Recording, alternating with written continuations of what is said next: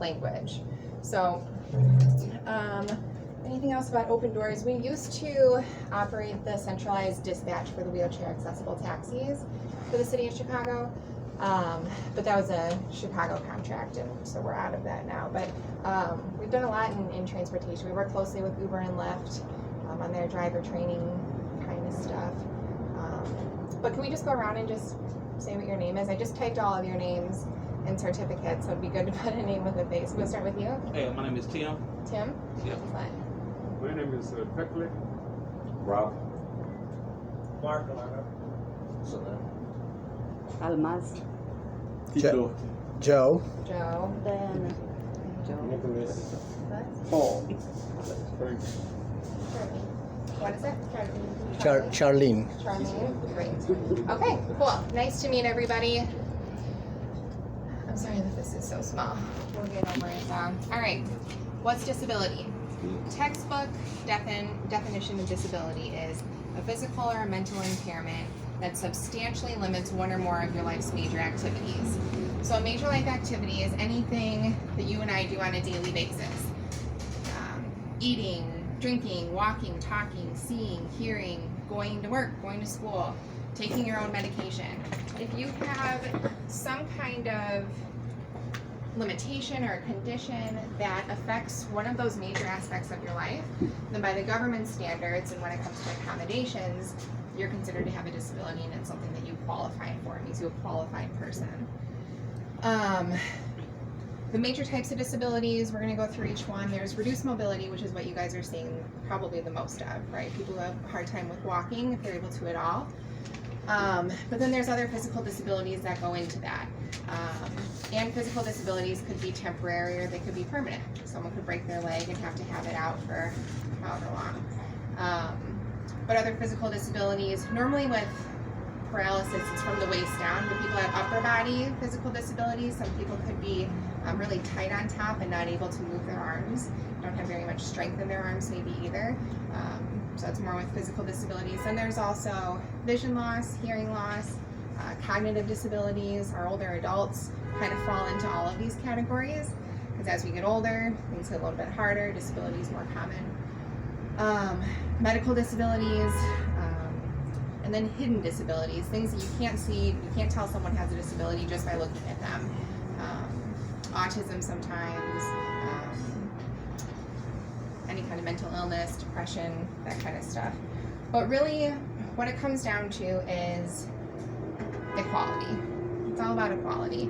There really isn't, what you guys do here is really great. We can have like a little moment with feelings for a second. There's really nowhere in the world that people with disabilities, ones who need accessible transportation, that they're able to go and have on-demand accessible transportation, right? Most people around the country use paratransit, right? And you've got to book that ahead of time. Sometimes there's limitations with where they can go. Like in my previous job, I was doing Special Olympics, right? And the local paratransit company, they stopped letting people take paratransit to social and recreational activities, and so now they couldn't participate anymore because they didn't have a ride. If it wasn't work, if it wasn't school, if it wasn't a doctor's appointment, church, then they just wouldn't take it. But it's something that I think I know a lot of people take for granted, is that we don't have access to wheelchair accessible transportation. So you guys are just opening up a whole world for people and allowing them to get out whenever they want to, right? Otherwise they're staying at home. But where the laws come into play, so just a quick lesson on it.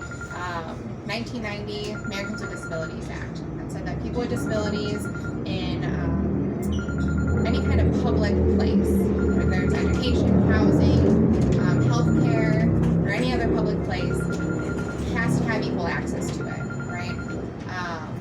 But it's only 1990, right? That's only like 30 years ago since 1990. Yeah, people with disabilities have been considered, legally equal. Things that the ADA requires: equipment and facilities have to be in good working order. With transportation, they've got to be in good working order, good condition. We have to allow enough time for people to get on and off the vehicle. Service animals are allowed to accompany people wherever they go. Trained service animals. And there's still a standard with behavior. So if someone's trying to get in your car and their animal is not behaving how it should, you don't have to take them, right? Because it's probably not a service animal. You won't notice any service animals that are actual service animals because they're too well trained. And then we've got to have training on how to operate the equipment. I don't know if you'll be able to hear this very well. Let's try it out. There's just a quick video about how important transportation is and how big of a difference the ADA. Can we? This historic act is the world's first comprehensive declaration of equality for people with disabilities. The first. I now lift my pen to sign this Americans with Disability Act and say, let the shameful wall of exclusion finally come tumbling down. God bless you all.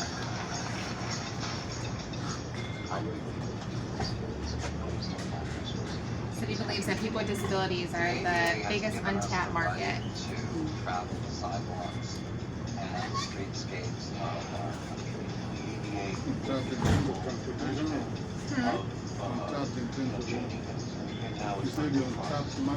Untapped market, yeah. People aren't reaching out to people with disabilities. We'll touch on that in one second. Fantastic things. People with blind, people with wheelchairs, getting on public transportation.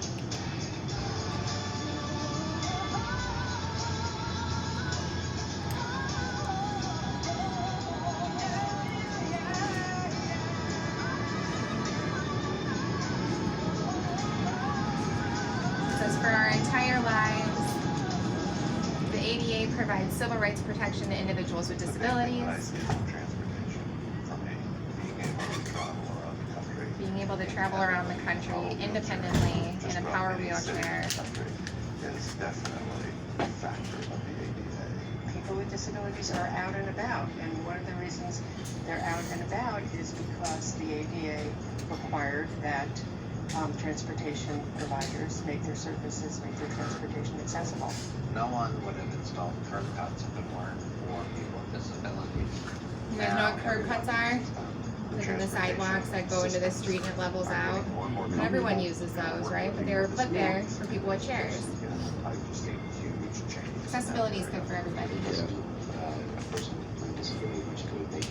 It doesn't do a person with a disability much good if they can apply for a job and they can get a job, but they can't get there. That's what you guys are doing.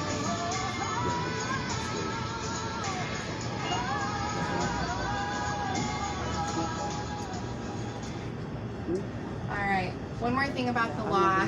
Before, the first time that people with disabilities were considered legally, any kind of legally equal was back in 1976. And people were coming back from war, they were injured, they were trying to get access to health care, and they didn't have it. So then there was this whole movement called the Crawl of the Capitol. And there's all these pictures of people getting out of their wheelchairs and crawling up the stairs to the Capitol because they were going there to fight for their rights and they couldn't even get to the top of the building. But that was the first thing that really started it, and then the ADA came into play. But even with the laws, it's just, things still aren't perfect, you know? You guys make a difference here, that's for sure. So let's talk about language, all right?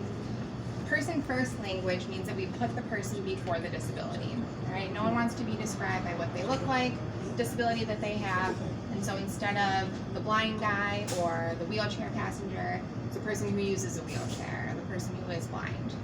You're putting the person before the disability because their disability doesn't define them. There's kind of two schools of thought with how disability works. One is the medical side of it. It's like you're born with this issue and then you learn how to live with it and you adapt to your environment. On the other side is this social thought, and it's if everything was totally accessible, then someone's disability wouldn't even matter, right? It's never going to happen, but if all vehicles were wheelchair accessible, then someone with a wheelchair, it wouldn't even matter that they had one. Some things that we want to avoid referring to people as entire populations, so the deaf or the blind, treating everybody like an individual. The things too that we're talking about with language, these aren't rules, okay? No, this isn't, written down anywhere. It's not a law, but it's more if you avoid these things or you try and use these things, then this is how you're not going to offend somebody. Other things to avoid: anything that sounds negative. Somebody suffers from their disability. We don't know if they're suffering, right? Our executive director, Eric Leb, he founded Open Doors in 2000. Right before then, he was diagnosed with a disease called von Hippel-Lindau, and it's pretty rare. It's genetic. His mom had it. She passed away from it, but it put a tumor on his spinal cord, and now he's got kidney cancer. He's got a lot of stuff going on 20 years later, but he has his disability as a result of his disease. But he realized the world just isn't as accessible as what we thought it was. So he started Open Doors to work towards that. But he's been in all these news articles, interviews, and every once in a while someone will say, Eric Leb, who suffers from the disease that killed his mom. And he's like, sounds like my life really sucks, right? But Eric's life doesn't suck. He's doing fine. Another thing that we hear, people don't like to be called stroke victims. They like to be called stroke survivors. Anything that has like a negative sound. Impairment. Impairment's one that's tough to get off of, but people who are deaf are really proud of being deaf. They feel like they speak a different language than you and I. They don't have a disability. They speak sign language. Calling somebody who's deaf hearing impaired, it's going to drive them nuts. They won't like that. And then there's like little cutesy words. Physically challenged. I'm a tall girl. I'm not good at any sports. Basketball, it's a physical challenge of mine. Handicapable, it's not even a word. Somebody saw a handicap and wanted it to sound better, so they threw capable on the end of it. The more that we try and avoid sounding awkward, the more awkward we sound. Like somebody who uses a wheelchair, you don't have to say, let's roll over there, right? You can say we can go for a walk over there. Or like Kat, we've got a trainer who's blind, Kat, and she goes, I always hate it when people ask me if I listened to the TV last night. It's okay to ask if somebody watches the TV if they can't see. You know, trying to avoid being so uncomfortable sometimes makes it worse. Yeah, worse. Another thing that we want to avoid is the word handicap. This one's tough. All this language is tough because people are still using it. Language is changing every day, and people are offended by new things, and new other things are accepted. Handicap is one that's quickly getting the boot, though. The word handicap means to be a barrier for somebody, and so it's not a handicap car that you drive or a handicap van. It's an accessible van, providing access. Or handicap parking. It's accessible parking, so you can access it. And the word handicap, does anyone know where the word handicap comes from? Back in, it was like old world England, people with disabilities, they were living on the streets. A lot of times they were homeless, and police would let them only sit outside with a cap in their hand to beg. So then they became handicapped, and now this entire population of people with disabilities, which is about 25% of the world now, has some kind of disability, was called handicapped. They're looking for a handout. Some of them are, right? But some of us are too. People without disabilities. Everybody, and if they're rude, they're probably rude before their disability. But yeah, so that's why we just want to try and avoid handicap. Stick with access. If you leave here with nothing else, get handicap out, bring access in. Okay? Any questions about language? Yeah. This is normally bigger, but there's a chart with do say, don't say. We at Open Doors, we've got a lot of trainers and consultants that have different types of disabilities. The last time that we were here, we had Candace come who had a manual wheelchair, but it speaks different. I can stand here for an hour and talk to you all about the do's and don'ts of interacting with someone with a disability. But when someone with a disability is up here, explaining that to you, I think it hits a little bit different. But we ask our consultants, and then we put surveys out about language, find out what are people accepting and what are they not. A couple of things to note, little person, little people. Dwarf is now accepted there too. Little people didn't used to be accepted, but now there's like Little People Big World, or the Little Family. There's now TV shows about it. It's becoming more accepted. Dwarf, it's their diagnosis. They have dwarfism, so that's becoming more accepted too. Midget, not.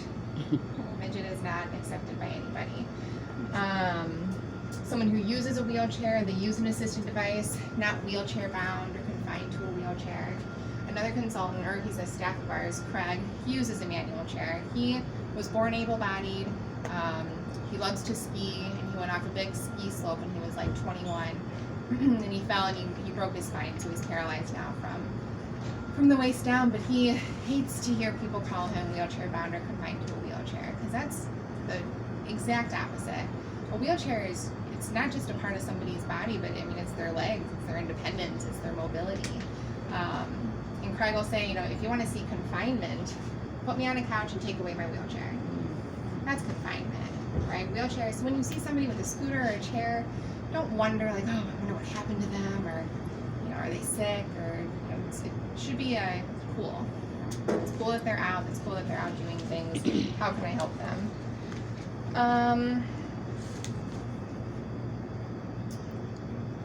We'll touch on the rest of these as we go.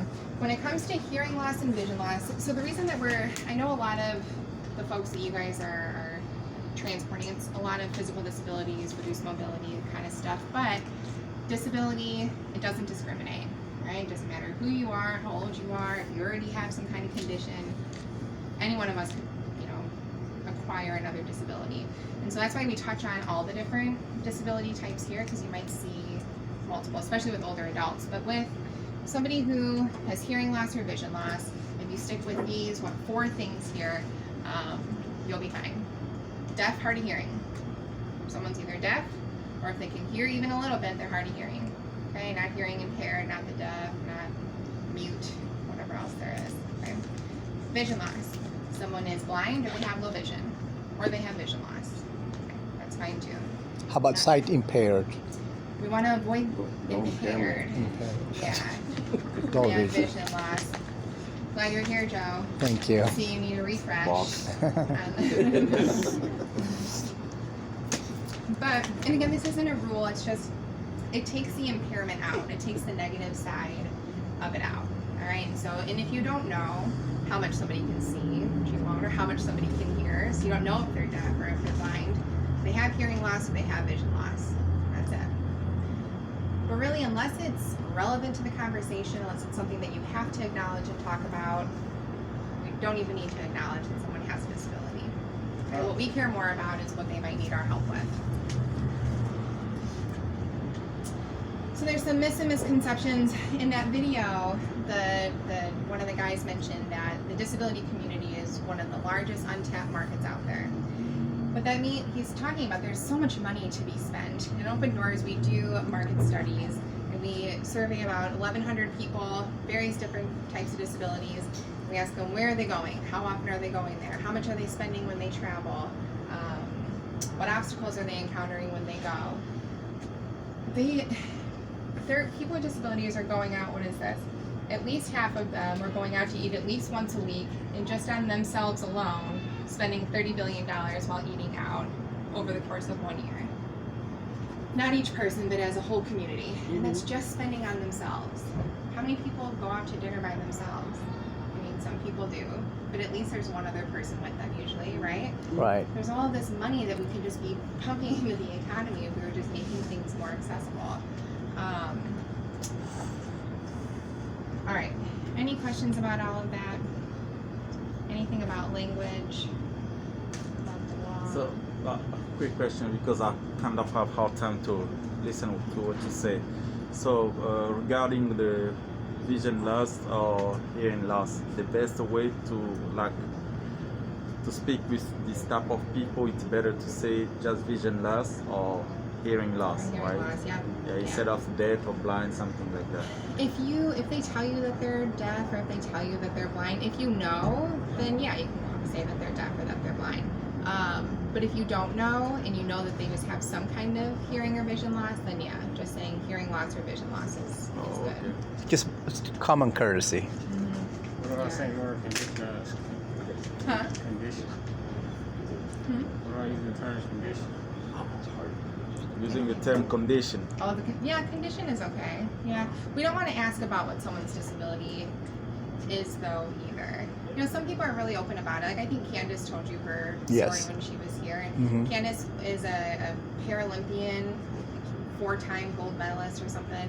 And when she was younger, she was in a car accident, and a drunk driver that car tipped over and she's paralyzed from the waist down too. So she might be totally open to it. But especially with older adults who maybe aren't totally comfortable yet with saying that they have a disability, that's where we see a lot of people not being able to identify as needing help. You know, when people who are 65 and older now, when they were growing up, someone with a wheelchair wasn't in school with them. People who were blind or deaf weren't in school with them. People with disabilities were segregated, you know, in institutions, and so they didn't see them. And so now, to all of a sudden have to identify as having a disability when people with disabilities were kept so far away for so long, it's not easy for them. And so it's, you know, with that, we want to avoid asking anybody what their disability is and more about what they might need help with. All right, so just some general common courtesies. Of course, introduce yourself. These things I don't think I need to harp on with you guys too much, but the easiest thing that you can do when you're approaching somebody with a disability or anybody is just say hi. It's the easiest thing you can do, right? If they've requested for you to come and pick them up, they're ready for you to come and pick them up.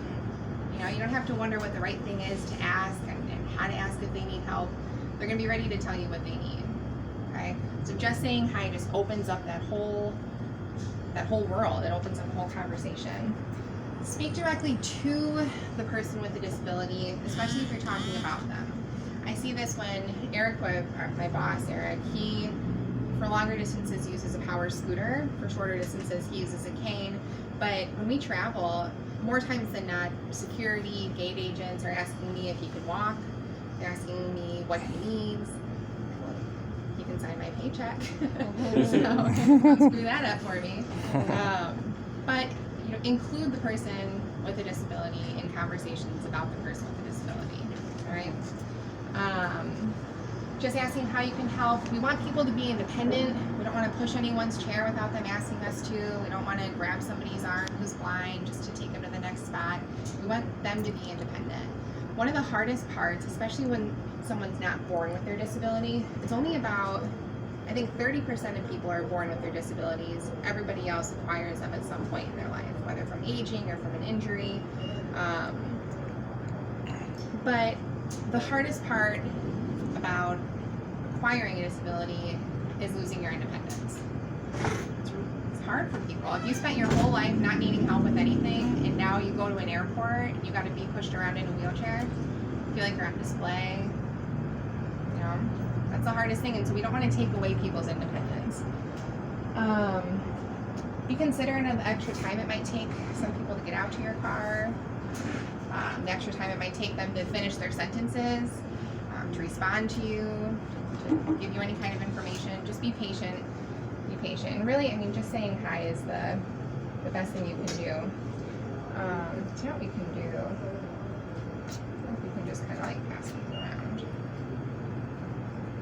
We can pass these around if you guys want to go back up and just like see some of the pictures. We can do it a couple times. All right, hearing loss. Does anybody know anyone with hearing loss? You do? Are they deaf or are they just pretty? They're legally hearing deaf. aids? Yeah. But not like, you know, I guess they could hear certain, but they communicate. With sign language? Yeah. Anyone else? Anyone know anyone who wears hearing aids? Yes. Yes. So he was born like that. So. He was born with his hearing loss. And I have a hard time to communicate with him because he's the grandpa of my kids. Oh. Yeah. Yeah. All I do is just, you know, to make sure he sees me and, you know, to say hi. Yeah, right. That's a very cool guy. You know, he's probably just as bothers him too. Well, it's tough with people who have hearing loss. Sometimes their speech is a little bit distorted. It sounds kind of slurred, or it's not as easy to understand them, because if they can't hear themselves talking, then they can't form the words and make them sound how they want them to. But so with hearing loss, remember we've got deaf and we've got hard of hearing. Somebody who's deaf, severe complete hearing loss, they're not going to be wearing hearing aids.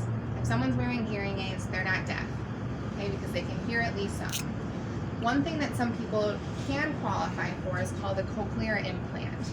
And a cochlear implant is this little device that attaches to the back of someone's head who qualifies because they have significant hearing loss.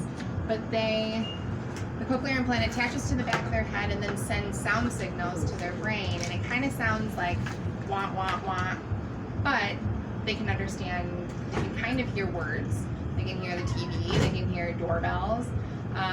Music, not so much, they're not able to hear music with it, but it doesn't cure deafness, but it at least gives them some ability to hear. If you remember before, I mentioned people who are deaf are really proud, right? They're really proud to be deaf. A lot of people in the deaf community are not all about the cochlear implant. So like, why would you go and have something attached to your head to fix what problem? What problem are you fixing? But yeah, some people are okay with it. Then there's hard of hearing. Hard of hearing, someone might have one hearing aid, 2 hearing aids. They might not have a hearing aid at all. Like my grandma, she's 85, 86, lives by herself. We didn't realize that she was losing her hearing until we went to her house for the holidays, and her TV was so unbelievably loud. But she lives by herself. She doesn't know how loud she's turning up her TV. So it's our older adults who maybe aren't even realizing that they're losing their hearing yet.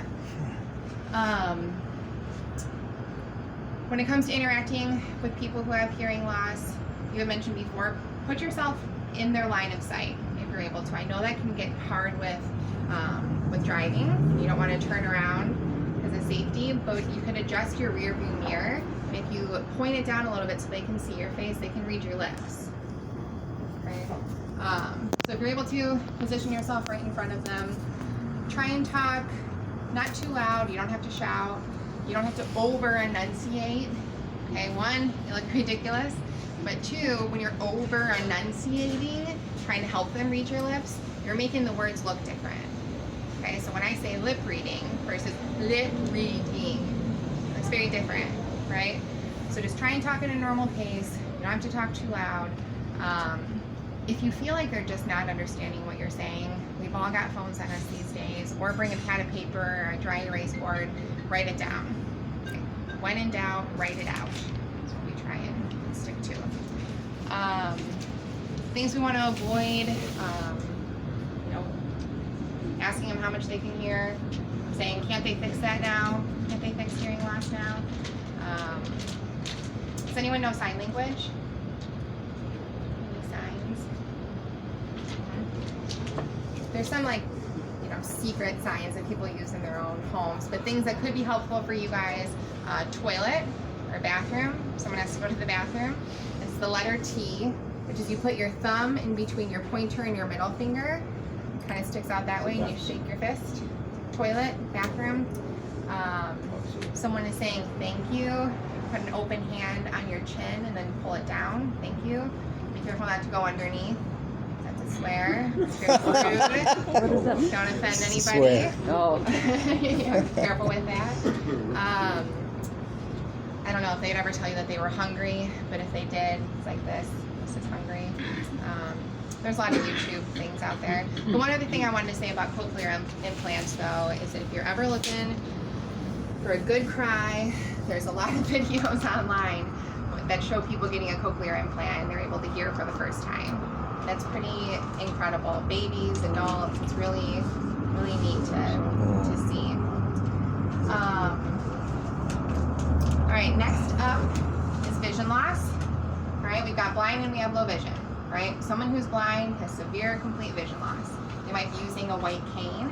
White canes are, if they're using one of those, they've gone through this training called orientation and mobility training, where they just learn how to sweep back and forth, and that's how they navigate, okay?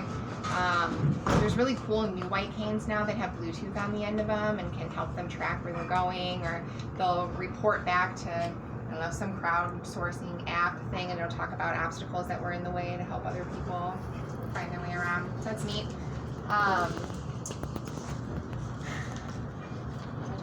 Or they might have a guide dog, okay? Or they might have both, or they might not have either, okay? Then with low vision means that even with glasses, even with contact lenses, their vision condition, they're not able to correct it, okay? We've got some examples of different things.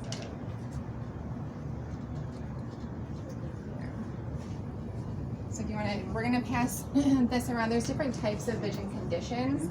There's 5 that are most popular. One of them is called retinitis pigmentosa. So much easier if I have this up. But it's said to be like looking through a straw. So you start losing your field of vision. Then you're just like looking through a very small hole. Another one is cataracts. Does anyone know anyone with cataracts? Yep. Yeah. Sometimes dogs get it. Cataracts, like the cloudiness of your vision. Macular degeneration is the most common type of vision condition. You start seeing like a black spot somewhere in your eye and you're not able to see around it.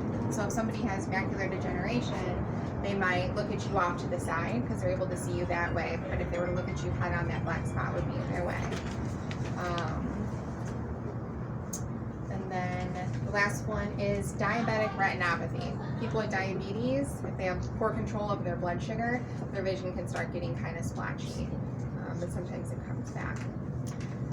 With vision loss, it's all about verbal communication. Okay, when it was with hearing loss, it's writing things down or reading lips. It's more about the visual communication, but vision loss is all about talking to people, right? So if you have somebody who you're traveling or who's traveling with you, approach them and greet them by name, tell them your name, what company you're with, what you're doing there, just let they know who you are. You don't need to go up to them real loud.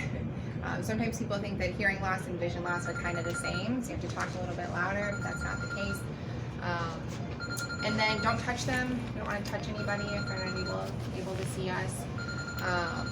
But you always want to ask them how you can help. Can I take a look at that slide really quick? I just want to make sure I'm not missing anything.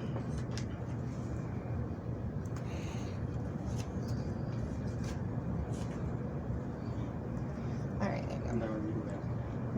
There's different vision conditions.